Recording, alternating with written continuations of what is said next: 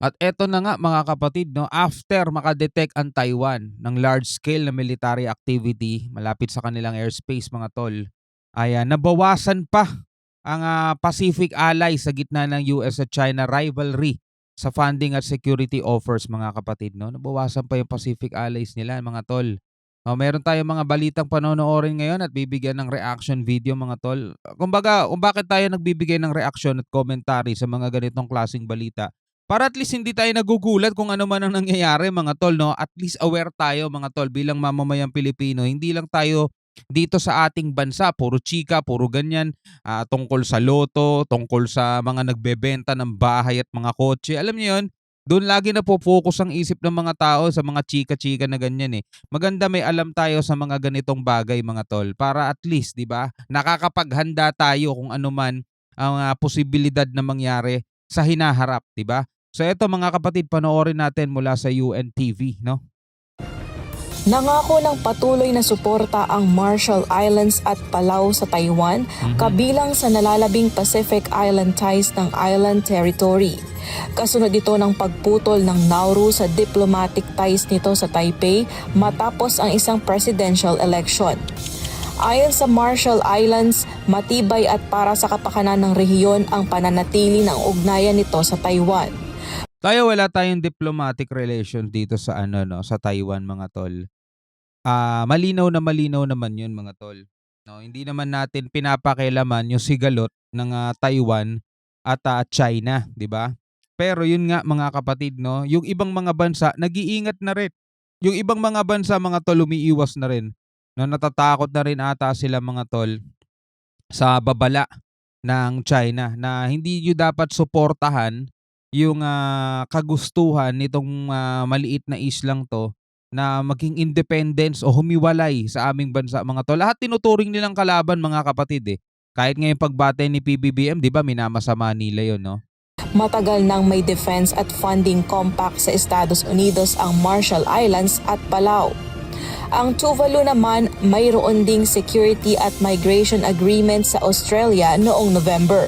Dahil sa desisyon ng Nauru, 3 na lang ang nalalabing kaalyado ng Taiwan sa rehiyon mula sa 6 noong 2019. Nako. Sa gitna ito ng pagtindi ng kompetensya sa pagitan ng US at China para sa security ties, infrastructure at funding offers. Ang nalalabi namang 15 bansa sa Pacific Island Forum Regional Bloc mayroong diplomatic ties sa China. Erica Luzong. Alright mga kapatid. So yun na nga 'no, sa kabila o sa gitna ng US at China rivalry, sa funding at security offers, may mga offers sila ng funding saka security 'di ba? So mula dun sa 6 nabawasan naging 3 na lang 'no. Hindi natin alam mga tol kung ano yung mga susunod na mangyayari pa dito sa mga nangyayari ngayon mga tol 'no. 2024 nagsisimula pa lang ang taon mga tol. January pa lang marami pang magaganap mga tol. At eto naman, naging number 1 ang Pilipinas mga tol. Number 1, 'no? Metro Manila top 1. Wow, top 1 saan? Sa listahan ng mga lugar na may pinakamalalang traffic situation mga tol. Di natin alam kung good news o hindi. At least top 1 tayo mga tol pero in a bad way 'no. Talagang gano'n, dito sa Metro Manila mga tol. Ay nako, hindi hindi na umeepekto mga tol ang tawag dito ang coding. Alam niyo kung bakit? Kasi madali na lang makakuha ng sasakyan ng bawat, mga tao, 'di ba?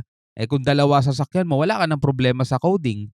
So, hindi nababawasan ng traffic mga tol. Ta's ang liliit pa ng mga kalsada natin. Eto pa problema mga tol, yung mga mabuhay lanes, 'di ba, yung mga mabuhay lanes, hindi rin makadaan ng maayos yung mga sasakyan dun kasi may mga naka-parking din. Biruin mo, may dalawa, isa o dalawang sasakyan pero wala namang parking. So, saan pinaparada? Sa mga bangketa, sa gitna mismo ng kalye, maliliit kasi yung ibang kalyeng maliliit, two-way lang. May nakaparadang sasakyan dito sa gilid, o di lumiit na, 'di ba? Lumiit na mga tol. Napapanood natin 'yan mga tol at hindi natin maitatanggi yan. Napapanood natin 'yan, nabibidyohan natin 'yan. Yung iba nga natotowit, nakikipag-away pa yung may-ari 'no, dun sa mga nagtotowi dahil kukunin yung sasakyan nilang nakaparada sa kalye. Well, 'yan ang problema mga tol sa Pilipinas talaga, eh. 'Di ba? Hindi natin alam kung meron ba tayong batas pero hindi lang napapatupad o talagang as in wala tayong batas o regulasyon sa pagkuha ng sasakyan. Dapat kasi talaga may parking sa mga kukuha ng sasakyan. Well, panoorin natin 'to mga tol, top 1 ng Pilipinas.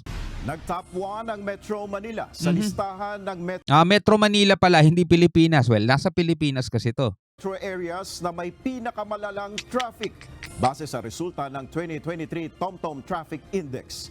Lumabas sa naturang pag-aaral na aabot sa average na 25 minutes at 30 seconds para makapag-drive ng 10 kilometers sa Metro Manila. Maglakad ka na lang, mauuna ka pa. 10 kilometers 10 kilometers umaabot ng 25 to 30 minutes. Peruin mo 'yun. Mas mabagal ito ng 50 seconds kumpara sa record noong nakaraang taon.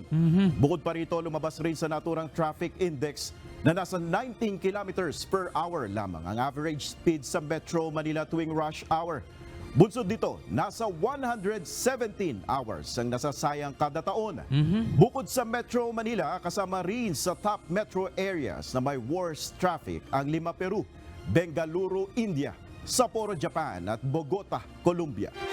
So yan yung mga bansa, mga lugar na traffic, pero top 1 ng Pilipinas mga tol, no? Yung mga nakamotor naman, no, kahit na nakamotor sila mga tol, I've been there, no? Nakakaranas din talaga ng traffic mga tol. Naalala ko nung nagmumotor ako pag pumupunta ako ng opisina namin dati dito sa may malapit sa GMA. Pauwi na ako, no? Umuwi ako mga alas 5, alas 6 ng gabi. Rush hour 'yon mga tol. Kahit nakamotor ako, hindi ako makakasingit mga tol. Kasi talagang bumper to bumper at dikitan talaga, no? At naipon na rin syempre yung mga motor nasisingit din sa pagitan. Kaya talagang traffic mga tol, matindi yun. Okay lang naman yun kasi gabi na, hapon na. Pero alam niyo yun, nakakapagod pa rin kahit papaano. Lalo pa kaya pag tanghaling tapat yan mga tol, mga ganun din yung mga yung lalo na kasagsagan ng init, mga alas 10 ng umaga, ganun kasagsagan ng init. Ay, grabe. Kahit naka-jacket ka, syempre mararamdaman mo pa rin yung init, lalo na kung babad na babad ka. Ang itim-itim ko dati, kakamotor. So ngayon naman, kahit papaano nagkaroon ng sasakyan, yung traffic pa rin naman. Yun nga lang, medyo okay kasi naka-aircon ka sa loob, pero traffic talaga sobra at lakas kumonsumo ng gasolina yung ganitong katinding traffic mga tol. Pero wala kailangan natin talagang i-adapt yan. Ganyan talaga ang buhay dito mga kapatid. Wala tayong magagawa. Kaya nga yung mga build program dati mga tol, na nakakatulong talaga yan kasi magdadagdag ng overpass para kahit papaano doon na lang dadaan yung iba, makatawid na agad, hindi na makikipagsiksikan doon sa mga kakanan at kakaliwa o sa mga mag-U-turn, di ba? So magandang magandang mga bagay yan. Well, eto na tayo. Imbis na bumilis, bumagal pa daw ng ilang 15 minutes pa boss, bumagal. Mas bumagal ba kumpara nung nakaraang taon? Hell, bilang isang Pilipino, masasabi mo diyan mga tol? Comment ka na lang sa baba, no? Hanggang sa muli, ako nga pala si Shobal D. Peace out.